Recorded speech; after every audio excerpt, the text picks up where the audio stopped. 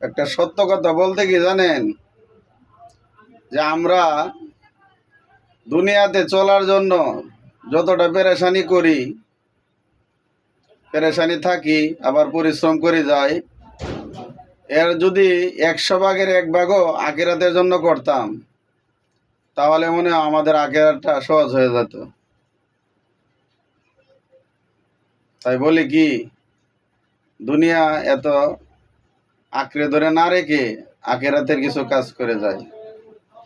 অনেকেই এখানে আইসা একবারে দিনের কাজ ছেড়ে দিয়েছে, ফেসবুক নিয়ে এতই ব্যস্ত আছে। আরে ক্ষণস্থায়ী জিন্দিগির জন্য যে পরিশ্রমটা আমরা করতেছি, চিরস্থায়ীর জন্য তার 100 ভাগের 1 ভাগও করি না। আমার কথাটা হয়তো আপনাদের খারাপ লাগবে, একটু ভেবে দেখবেন। এটা আমার মন থেকেই বললাম। ভালো থাকবেন সবাই।